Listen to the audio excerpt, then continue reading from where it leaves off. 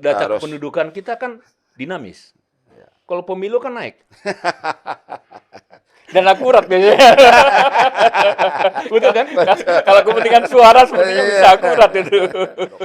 Karena penyebaran SDM kesehatan kita, alat kesehatan kita juga sangat berpusat di Jawa. Jadi artinya penerima BPJS itu kan Sabang Merauke. Kondisi di Merauke kan beda sekali dengan Jakarta. Artinya apa? Nah, benar tadi Pak Dokter. Bagaimana kalau katakanlah rumah sakit swasta tidak comply, tidak sesuai mutunya? Pasti sekarang itu rumah sakit kalau tidak kerjasama dengan BPJS nggak dapat pasien, Pak. Betul ya Pak Dok? Jadi Minimal kehilangan pasar. padahal sebenarnya kan rumah sakit jelas tuh tidak boleh menolak pasien. Itu undang-undang. Oh, itu Itu undang-undang. perintah undang-undang.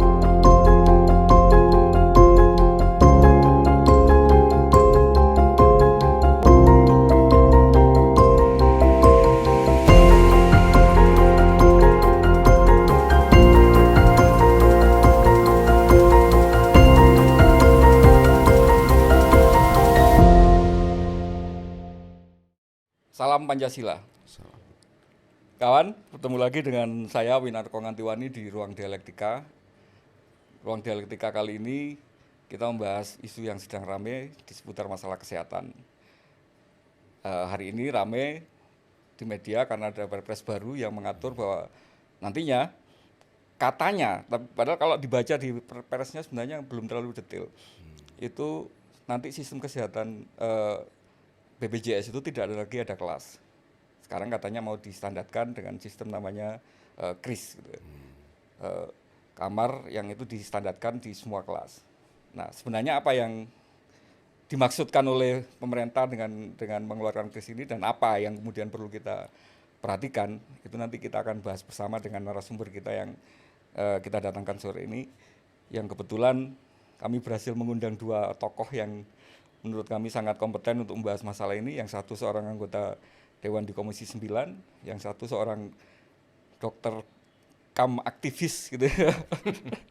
Seorang dokter tapi juga sekaligus aktivis kesehatan yang sangat lama berkecimpung dan memperhatikan masalah-masalah kesehatan di Indonesia. Tanpa berpanjang kata, kita sambut tamu Ruang Dialektika kali ini. Yang pertama kita perkenalkan Dr. Roy Chiong. Selamat siang. Selamat siang. Salam kesehatan. Ya, salam sehat. Salam sehat. Yang kedua, anggota DPR RI dari Komisi 9. Assalamualaikum warahmatullahi wabarakatuh. Waalaikumsalam. Bang Abidin Fikri. Ya, selamat siang. Sehat, Bang? Jadi salam sehat, kalau salam sehat begini. Salam sehat, betul. Salam sehat. Kalau salah saya Pancasila. Salam gitu. sehat begini ya. Salam sehat begini ya. Terima kasih Bapak sudah hadir di Ruang Dialektika. Bantu kami untuk kemudian memahami apa sih rame-rame yang hari ini. Sepertinya pemerintah lagi-lagi bikin kebijakan yang menyangkut hajat hidup orang banyak, tapi mendadak. Seolah-olah tanpa ada semacam pengkondisian, tanpa ada semacam konsultasi publik, tiba-tiba aja keluar dan membuat heboh gitu ya. Bahwa katanya hari ini sistem BPJS itu mau dihapuskan jadi satu kelas yang itu kemudian menjadi standar, tidak ada lagi kelas 1, 2, 3 dan seterusnya. Itu kira-kira alasannya atau ini seperti apa? Mungkin bisa dimulai dari Bang Bidin dulu selaku. Ya, sebenarnya ini sudah debat lama ya. Ini sudah debat lama dan sudah diuji coba.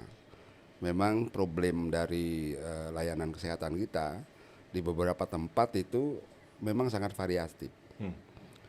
Karena Itu terlepas dari kelasnya ya? Iya, sangat variatif. Justru itu karena katakan ada kelas itulah menimbulkan tidak tepatnya dalam penempatan istilah dari kelas 3, kelas 2, kelas 1. Tapi dalam praktek di layanan kesehatannya, mutu layanannya tidak sama di seluruh Indonesia. Nah, oleh karena Jadi itu misalnya sama-sama kelas 3 antara di rumah sakit katakan Jakarta di Jawa beda. Padahal sebenarnya kan yang harus ditingkatkan mutu layanan. Karena orang ke rumah sakit kan pengen sembuh. Ya. Selain kata kalau harus dilayani dengan baik, baik dari katakan alat kesehatannya, kemudian dokter tenaga kesehatannya juga harus tersedia.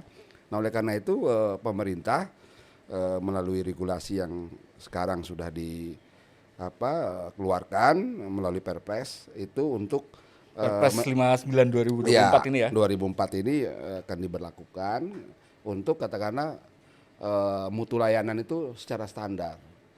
Nah, problematikanya sekarang ini kan memang benar tadi Mas menyampaikan kurang sosialisasi. Memang dulu sebenarnya sudah ada perdebatannya sebelum COVID itu. Iya. Ya, sebelum ya Pak Dokter ya. Iya. Sebelum COVID Dewan SJSN yang baru betul. itu kemudian sudah mulai menggagas. Sudah mulai menggagas ya. Tapi karena COVID kan kita berhenti ya Fokusnya nangani terlalu COVID kan. gitu kan. Nah, setelah COVID mungkin tidak gencar ini lalu keluar Perpres itu. Nah, saya kira prinsipnya itu, Mas. Jadi pemerintah tentu bersama dengan DPR ingin mendorong mutu layanan di setiap fasilitas layanan kesehatan itu standar. Artinya apa? Memenuhi kriteria yang sudah ditetapkan baik dari alat kesehatannya, baik dari tenaga kesehatannya, bahkan semua diatur sedemikian rupa Ya, agar apa? ada 12 kriteria gitu Betul. ya tentang itu, mulai dari kondisi kamar, kondisi kamar dan apa ya sangat detail lah Iya, menurut iya. saya. sampai Nah, suhu ruangan, iya, nanti betul. pencahayaan gitu. Nah, beberapa tahun yang lalu sudah ada uji coba tuh di Rumah Sakit Cipto, kemudian di Makassar, ya di Surabaya ada 5 rumah sakit itu yang sudah diuji cobakan. Nah, sekarang dengan Perpres yang baru ini sebagai revisi dari Perpres yang lama itu untuk secara nasional diberlakukan. Saya kira itu pengantarnya, Mas. Gimana kalau menurut Dr. Roy, apakah ini kemudian sejalan dengan katakanlah kepentingan kita ketika kita tahun 2004 mengeluarkan Undang-Undang Sistem Jaminan Sosial Nasional yang kemudian diteruskan dengan Undang-Undang tentang Jaminan Kesehatan. Apakah ini kemudian semangat ini memang meneruskan itu atau ada yang kemudian terobosan baru dengan Ya, sebenarnya amanatnya sudah ada dalam undang-undang. Jadi ini menjalankan amanat yang tertunda. Dan memang tanpa dukungan dari Dewan, baik DPR maupun Dewan SJSN itu akan sangat sulit karena perubahannya agak mendasar dan standar yang dituntut juga nggak main-main. Betul. Banyak rumah sakit yang tidak disetting untuk itu. Perubahan ini pasti ada konsekuensi biaya. Yang pasti akan sangat sulit adalah rumah sakit swasta. Karena rumah sakit swasta kan tidak bisa minta ke APBN. untuk pembangunan atau penyesuaian ruangnya nanti misalnya ya. Kalau rumah sakit pemerintah kan enak, tinggal ajuin aja. Artinya kesiapannya ini sebenarnya masih Ya sangat tanda bergantung pada, artinya kan dari segi BPJS sebagai yang mengendalikan, tinggal melihat Anda comply tidak. Kalau tidak memenuhi persyaratan, ya dicoret. Tidak jadi provider. Tapi secara semangatnya bahwa ini kemudian menuju nanti pelayanan BPJS itu yang diterima oleh warga Yang itu adalah terstandarisasi, ya betul. Tapi artinya bukan hanya infrastruktur ya. SDM jauh lebih sulit. Betul Dok. Karena penyebaran SDM kesehatan kita, alat kesehatan kita juga sangat berpusat di Jawa. Jadi artinya penerima BPJS itu kan Sabang Merauke. Kondisi di Merauke kan beda sekali dengan Jakarta. Artinya apa? Preminya sama, tapi layanan yang diterima beda. Artinya teman-teman Merauke itu mensubsidi anak Jakarta. Sepertinya Bang Bidin juga setuju bahwa SDM kita secara nasional memang masih belum ada standar yang sama. Sebenarnya bukan ini, sangat-sangat perlu dibenahi. Ya. Kenapa? Kalau tidak ya ada ketidakadilan. Benar dokter tadi sampaikan. Misalkan BPJS yang dibiayai oleh PBN. Itu kan dananya kan gelondongan tuh. Jadi 98,6 juta nih tahun ini. Itu diberikan kepada penyelenggara. Penyelenggaranya adalah BPJS Kesehatan, Badan Penyelenggara Jaminan Sosial Kesehatan. Diserahkan langsung. Tetapi yang menerima BPJS itu kan dari Sabang sampai Merauke. Kalau dia sakit, orang Jakarta dengan orang Merauke sakit, mau berobat, mana yang lebih enak? Ya, orang Jakarta. Orang Jakarta, karena layanannya puskesmasnya komplit. oke, dokternya oke. Bahkan dari pelayanan apa FKTP aja udah Ya, lebih Maroke. dekat gitu. Padahal sama-sama dibiayai loh ini oleh APBN.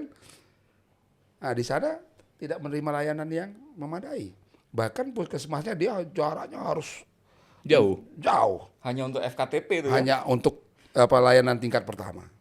Yang disesuai di kartunya itu kan harus berobat kemana. Tempat domisili itu ya. Nah, justru itu sebenarnya transformasi bidang kesehatan ini menyangkut keseluruhan.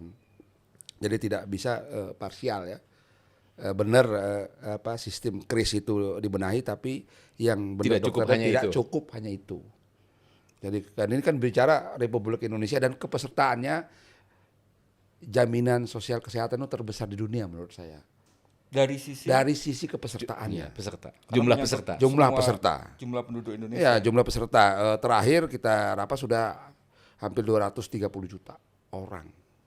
Nah, benar tadi Pak Dokter, bagaimana kalau katakanlah rumah sakit swasta tidak comply, tidak sesuai mutunya? Pasti sekarang itu rumah sakit kalau tidak kerjasama dengan BPJS nggak dapat pasien, Pak.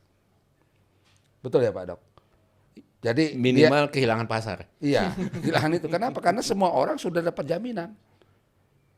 Ya, oleh karena itu selain katakanlah pemerintah juga berbenah mengatur distribusi dari tenaga kesehatan, kemudian ada undang-undang kesehatan yang baru juga memungkinkan perguruan tinggi dengan Pendidikan hospital spesialis, base, ya. Pendidikan spesialis. pendidikan spesialis itu harus didorong. Kenapa? Karena kalau nggak begitu ya kita kan selalu ngeluh tuh kok kita berobatnya ke luar negeri. Ya, mungkin saya perlu memberi Ya, konteks. gitu kan. Ya, Karena selama ini pendidikan spesialis itu berbasis universitas. Ya betul. Yang walaupun pendidikannya di rumah sakit. Oke. Nah, dengan undang-undang kesehatan Kesehatan. yang baru digeser menjadi hospital base. Jadi pendidikan Berbasisnya di Ya ada spesialis dua, ada berbasis rumah sakit. rumah sakit dan universitas Tapi lah kan gitu. ada spesialisasi tertentu kan rumah sakit yang memenuhi bisa Pasti, memenuhi itu. pasti. Jadi kalau soal belum standar segala macam ya mesti dibuat jadi standar. Jadi bukan alasan gitu. Tapi apa nanti itu bisa memenuhi asas pemerataan tadi? Apakah kampus-kampus di katakanlah di Regulasinya harus dipaksa. Regulasinya akan diketatkan dan ya pasti akan ada perlawanan lah. Yang selama ini diuntungkan pasti nggak suka kan. Ya.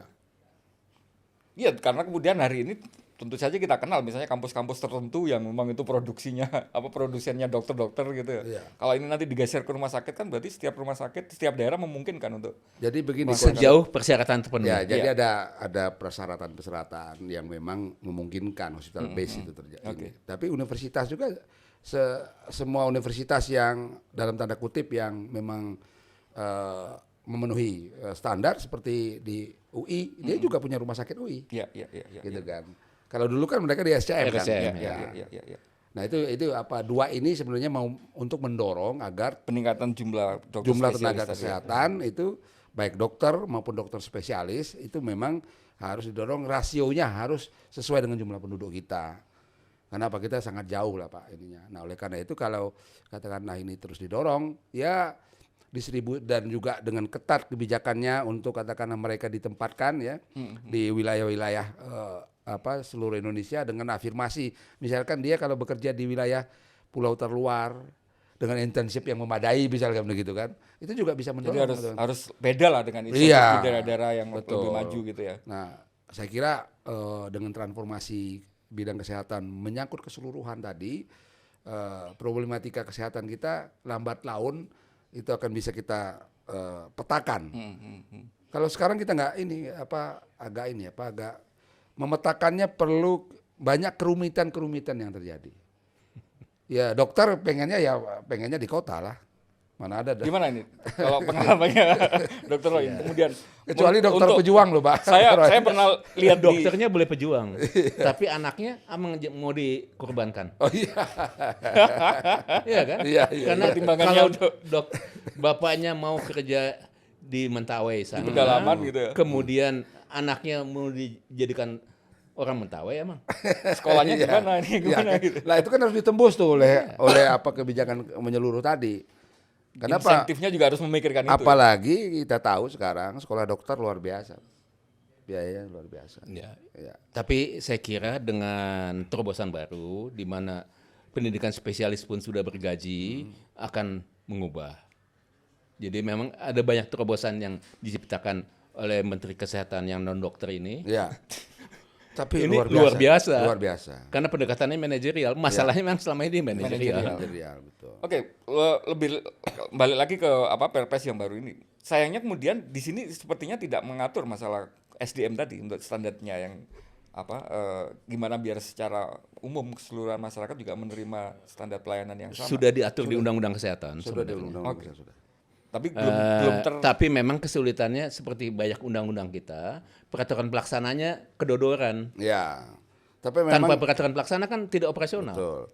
kendalanya di situ, Dak. Masih belum ada peraturan yang standar Tidak untuk secepat SDM yang -nya. seperti diharapkan.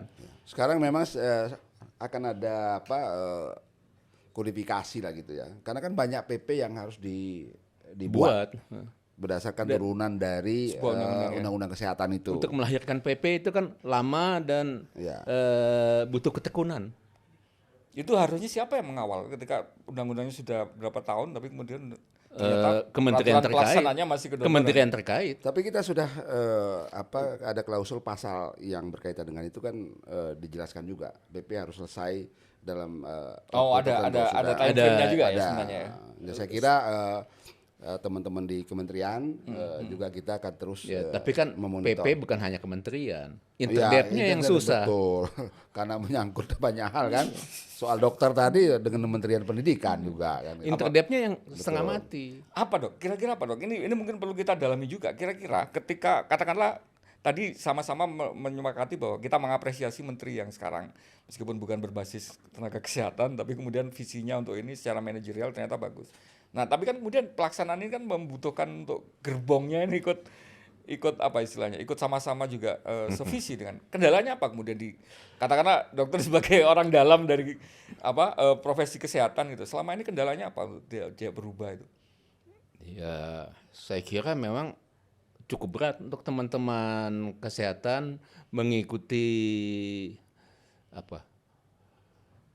derap langkahnya Pak BGS ini karena kecepatan yang dituntut dan ketekunan yang dituntut tinggi sekali. Yang lain banyak yang kedodoran. Gitu ya, memang karena visinya yang terlalu jauh sehingga kemudian itu agak kesulitan. Ya, kadang-kadang kan sebagai orang makro kita lupa akan mikronya. Padahal the devil is in the detail. Yes. Bisa dikasihkan contoh, Dok, misalnya apa selama ini yang katakanlah kayaknya masih berat sekali meskipun dari sisi menterinya sudah ini bagus ini visinya. Pilar pertama bicara tentang integrasi layanan primer. Tapi kan integrasi layanan primer ini kan masih sebatas jargon. Untuk menggeser bahwa fungsi FKTP itu antara lain adalah untuk surveillance. Yang pertama ya. Bukan surveillance. Oh, untuk surveillance, mencegah kemungkinan-kemungkinan ledakan penyakit yang tidak diinginkan. Itu nggak mudah. Karena harus didukung oleh seluruh sistem. Dari pusat sampai daerah. Karena kita akan menggeser dari posyandu tadinya cuma layanan, tapi mulai dari Promotif di atas dan posyandu sudah lebih banyak bukan hanya promotif dan tapi preventifnya yang lebih Ya, ditekankan. Preventif ya. Preventifnya. Karena surveillance mencari kemungkinan penyakit-penyakit baru. Kenapa itu, Bang? Kok lebih penting kemudian kita perlu menekankan di aspek preventif sama Ya, promotif? karena kan dulu kan kita punya konsep kan puskesmas itu kan pusat kesehatan masyarakat. Bukan pusat orang berobat. Betul ya, Dok ya? Sekarang puskesmas sudah menjadi rumah sakit kecil. Nah, mestinya kalau katakanlah apa yang disampaikan Pak BGS itu promotif dan preventif. Jadi fungsi untuk mendeteksi kesehatan itu sampai di rumah-rumah. Sehingga posyandu dilibatkan. Surveillance tadi ya? Iya, itu. Jadi kecenderungan misalkan bagaimana di satu wilayah DBD saja tuh. Kan masa sih satu daerah soal DBD aja kita menjadikan masalah. Masalah berat itu. Iya, masalah berat loh DBD itu. Berapa korban yang sudah tidak tertangani. Nah, tapi kalau katakanlah itu bisa Jalan. ya mindset dari stakeholder yang terkait dengan urusan kesehatan ini promotif dan mengajak dan inilah itu mencegah. Dari tingkat bawah itu Ya, jadi mengajak hidup sehat, mencegah agar tidak ada penyakit segala macam. Itu Ya begini, promotif dan promotif preventif itu tidak bisa hanya dibebankan ke jajaran kesehatan. Betul. Tanpa dukungan semua lintas sektor, nggak akan bisa jadi itu. Jadi artinya PP saja, pembangunan infrastruktur dan segala macam itu, kalau dia tidak memperhatikan masalah kesehatan lingkungannya, dampaknya harus menanggung orang kesehatan. Betul. Maaf ngomong Betul, dok, betul. infrastruktur bikin jalan tanpa ada selokan aja itu udah Iya. sudah Ya, bisa DBD itu kalau musim penghujan. Jadi semua harus kesulitannya terlibat, di situ, karena kalau kematian, case fatality rate itu memang urusan kesehatan. Tapi kalau kesakitan itu Ya. ya. tanggung renteng. Betul. Ya. Karena penyebabnya bisa dari berbagai macam kegiatan tadi kan ya. Sebagian itu perilaku, Sebagian perilaku. baik perilaku masyarakatnya maupun perilaku pembangunan. Karena itu kemudian preventif promotif tadi Ya, menjadi perilaku hidup sehat lah kasarnya tadi. Itu juga harus tidak hanya Iya, kalau Bang Bidin tadi bilang itu sebenarnya proyek apa istilahnya keinginan kita sejak lama ya dengan kemudian Iya, betul. puskesmas.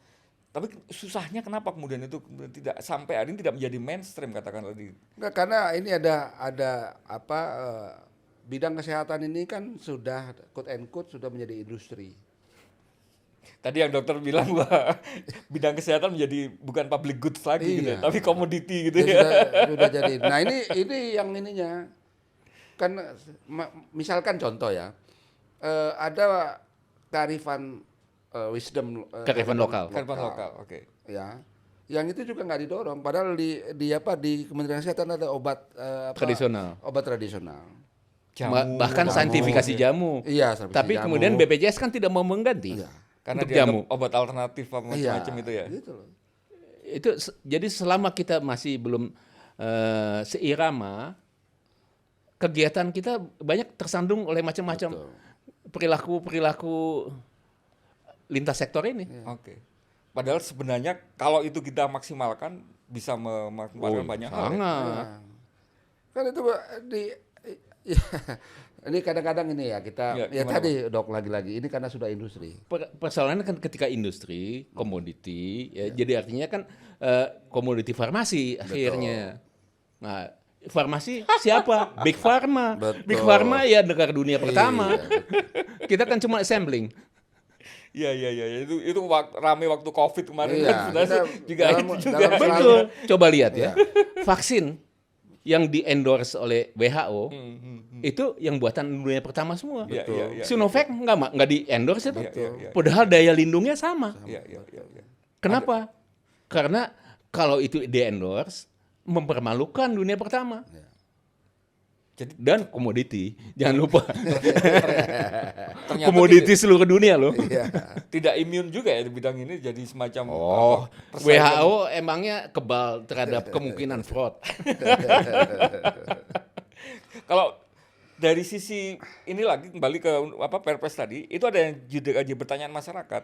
Hari ini dengan sistem iuran yang kemudian ada beda kelas tadi, nanti kalau misalnya jadi satu standarnya tadi, itu apakah kemudian tidak menjadi semacam moral hazard bahwa ada yang kelas 1, 2, 3, kalau misalnya ini turun, ya ngapain bayar yang kelas 3?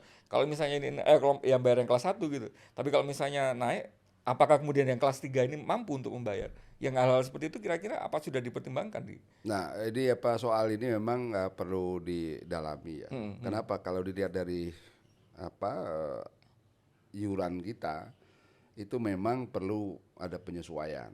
Tapi ini harus hati-hati betul. Gimana? Kalau Karena- trapnya gimana? Kalau dari Kenapa? Karena sisi ini kan ada Komisi 9 selama ini melihat kan kita pakai rasio gini tuh untuk menentukan rakyat miskin yang subsidi. Jadi kan ada rasio gini itu untuk mengukur ketimpangan kaya dan miskin. Nah, timbullah sekarang itu angka di pemerintah yang sanggup ditanggung itu 98,6 juta. Nah, tetapi lagi-lagi ini kan bukan berarti hanya 98,6 juta itu yang miskin loh. itu hanya angka statistik gitu ya. Iya, jadi kalau didalami di data itu, saya meragukan tuh. Artinya kemungkinan lebih besar. Kemungkinan lebih besar. Apalagi tekanan ekonomi kita kan. Ya, bukan Ya. begitu. Jadi artinya kan memang dari dulu pemerintah kesulitan untuk menentukan siapa yang berhak, Ya, ya kan? Karena pemutakhiran data itu nggak selesai. tidak pernah beres. Dari zaman Ibu Khofifah jadi Menteri Sosial sampai sekarang Iya. datanya ya itu aja. Padahal banyak yang sudah mati, banyak yang sudah pindah kelas.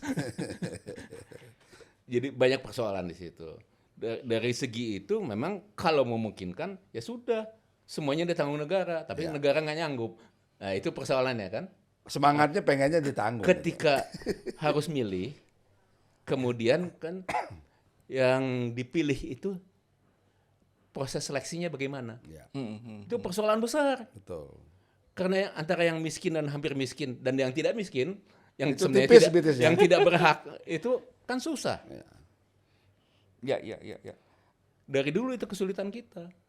Jadi bahkan hanya dari sisi data saja sebenarnya kita belum Betul. selesai, belum betul. clear ya.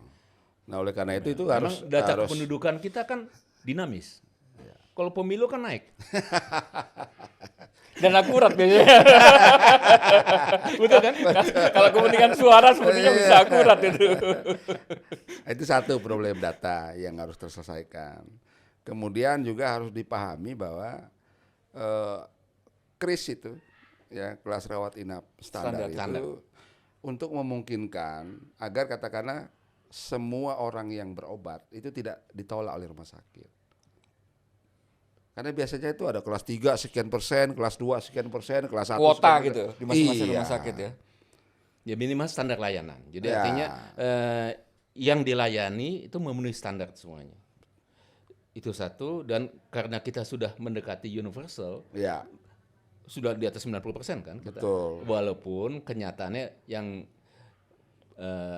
peserta mandiri banyak yang Nunggak. tidak comply, Ya, banyak yang nunggak. ya. Itu persoalan di kita.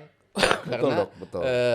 sejauh BPJS tidak bisa membuat pesertanya Universal 100% gitu. patuh untuk membayar iuran, BPJS pasti akan tekor terus. Artinya selama ini memang terjadi ya Bang, praktek bahwa rumah sakit ketika dia menerima pasien kelas ini bisa dipakai alasan ya itu ya bahwa Ya, itu yang kadang-kadang padahal sebenarnya kan rumah sakit jelas tuh tidak boleh menolak pasien. Itu undang-undang. Bahwa itu Itu undang-undang. perintah undang-undang. Dan ada tidak pasal tergantung kepada persoalan Siapapun administrasinya nggak dia ada, gitu ya. ada pokoknya pasal nggak boleh. pidananya itu. Iya, Bisa kena pidana itu ya? pidana. Oke, tapi ternyata selama ini Nah, tapi kalau katakanlah untuk rawat inap, wah kamarnya penuh. Ya.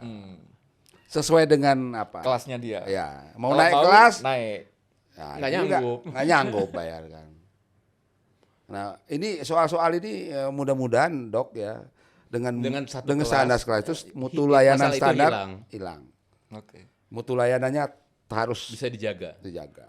Nah, tapi Terpenuhi. kalau itu memang tergantung bagaimana BPJS mengendalikan. Betul. Karena kan BPJS motonya kendali mutu, kendali biaya.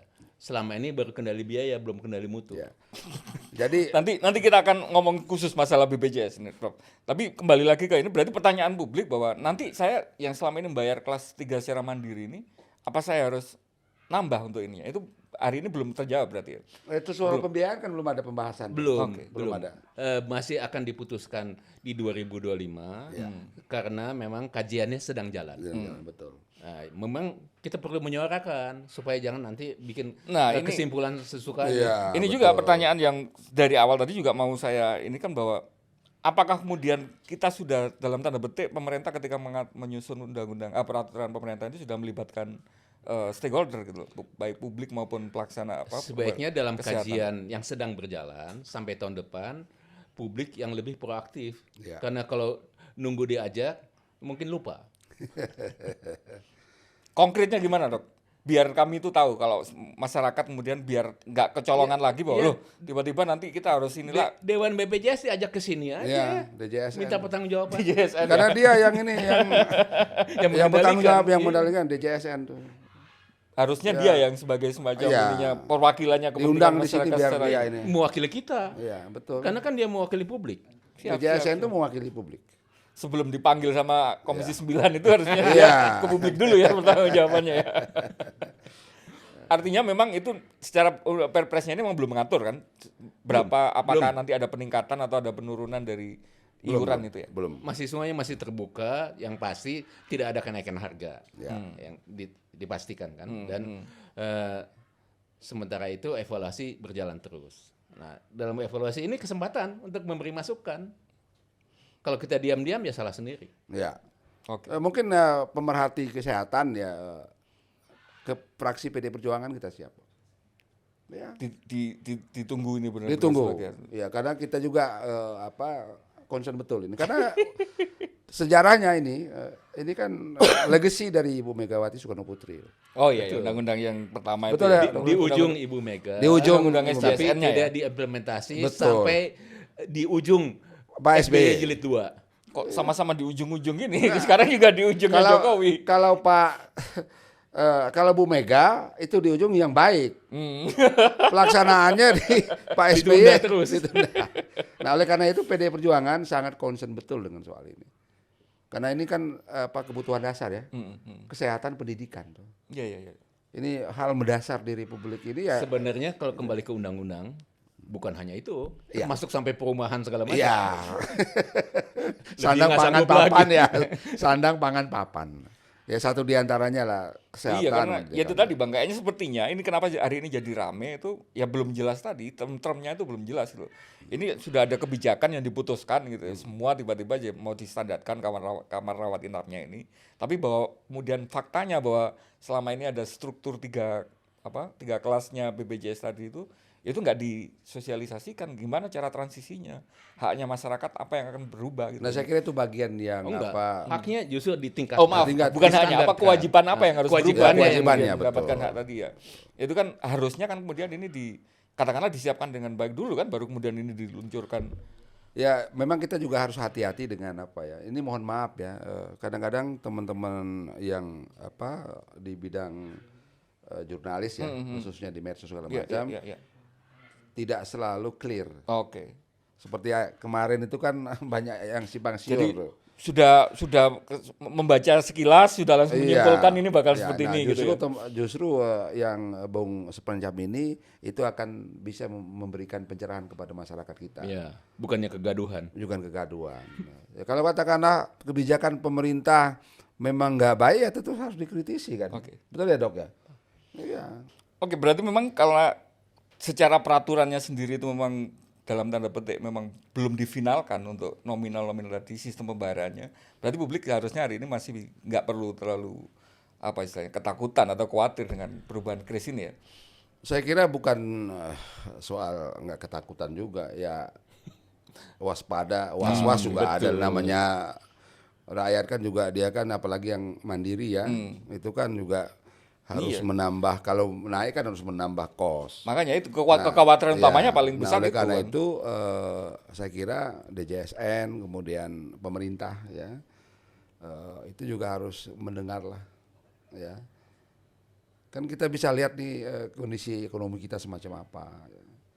Jadi harus benar-benar diputuskan dengan arif dan bijaksana. Di sisi lain kita ingin katakanlah sektor kesehatan ini kita bisa melayani rakyat kita yang Tujuannya bagus gitu ya, sudah tapi ini. juga kita juga harus disadari juga memang kondisi ekonomi kita belum pulih, belum sanggup lah ya gitu loh. Nah ini harus benar-benar dibicarakan. Nah kalau tidak ya akan menimbulkan kegaduhan baru. Nah kalau kegaduhan baru saya kira kita yang rugi semua kan. Ya tapi ya mudah-mudahan lah DJSN pemerintah tentu pemerhati kesehatan yang ingin berdialog dengan DPR ya kami dari fraksi PDI Perjuangan membuka ya karena semakin banyak yang kita dengar ya saya kira semakin peluang untuk resahnya itu bisa diredam ya dikendalikan lah begitu kan, jangan sampai katakanlah ini menimbulkan masalah baru. Iya, karena mungkin dokter bisa menambahi gini kan tadi kita diskusi banyak, misalnya banyak peraturan itu bagus secara undang-undang, tapi ketika pelaksanaannya ya diam-diam saja gitu loh, atau mungkin nggak ada tindak lanjutnya secara ini. Nah ini untuk mencegah yang seperti itu di ketentuan soal kris ini gimana, Dok? Ya ini kan bukan hanya kris ya. Semua perubahan kebijakan itu kan seringkali sosialisasinya terlambat untuk pejabat pelaksana, Ya, betul. khususnya di daerah. Ya. Sehingga kemudian terjadi anomali-anomali. Nah, begitu anomalinya menyangkut kehidupan orang banyak, itu pasti akan menimbulkan kegaduhan. Nah, sehingga memang pejabat publik harus sadar betul bahwa ketika rakyat sudah terpapar dengan perubahan baru, mereka tidak bisa santai-santai saja, masih business as usual. Jadi memang kesiapan pejabat itu khususnya di daerah, bahkan di pusat bisa juga, Ya. terlambat juga. Oke, kalau misalnya dari sisi tadi kesiapan infrastruktur tadi dari pihak yang selain rumah sakit pemerintah itu kira-kira mengantisipasinya seperti apa? Apakah itu juga bukan concern yang harus kita? Karena kemudian selama ini juga pelayanannya juga banyak dilakukan di rumah sakit swasta. Ya saya kira mereka harus menyesuaikan, mau tidak mau. Mau tidak mau ya. Ya, itu pasti akan ya minimal ada yang menjerit lah. Ya. Karena persyaratan 12 pasal tadi itu cukup berat. Apalagi yang selama ini pas-pasan.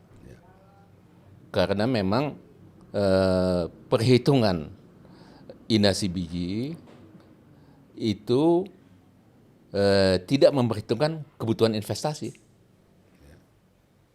Padahal ini kan menuntut investasi. Iya, iya, iya. Artinya kalau swasta memang harus memikirkan sendiri bagaimana. Ya mencari jalan sendiri. Dan itu menurut dokter tidak akan jadi masalah untuk kemudian itu diterapkan 1 tahun dari sekarang. Mudah-mudahan enggak. Ya saya kira Rumah sakit besar mungkin punya kesanggupan lah ya. Rumah sakit yang menengah kecil, nah itu bisa turun pangkat jadi klinik. ya. Ya karena itu kan kemudian jadi penting ketika tujuan awalnya ini kan tadi untuk kemudian menyamaratakan atau menstandarkan pelayanan ini ke seluruh Indonesia kan. Kalau ternyata ada kondisi bahwa di kelompok kelas-kelas rumah sakit tertentu itu ternyata belum siap, ya nanti tujuannya jadi nggak tercapai juga. Ya, memang kan tidak semua rumah sakit pemerintah itu bisa melayani masyarakat. Itu satu. Yang kedua, rumah sakit swasta itu adalah sangat membantu dalam melayani masyarakat karena tidak bisa pemerintah sendiri. Semuanya di tangan Nah, pemerintah. justru itu saya kira ya itu akan ada kontraksi dikit lah bagi rumah sakit swasta untuk memenuhi itu. Oke. Tapi lagi-lagi ya memang harus ada penyesuaian. Ya, saya kira itu mungkin dia diatur sedemikian rupa agar mereka juga bisa bernapas rumah sakit itu kan. Gitu agar dia juga tetap melayani masyarakat, juga tetap berbenah begitu. Saya kira mudah-mudahan ini berjalan dengan baik lah. Asuransi sebenarnya. Asuransi gitu Karena kan yang sehat mensubsidi yang sakit. Oh, oke. Iya. Nah, tapi kalau perbedaan kelas itu alibinya yang kaya mensubsidi yang miskin. Nah, itu. Tapi kan kenyataannya tidak seperti itu.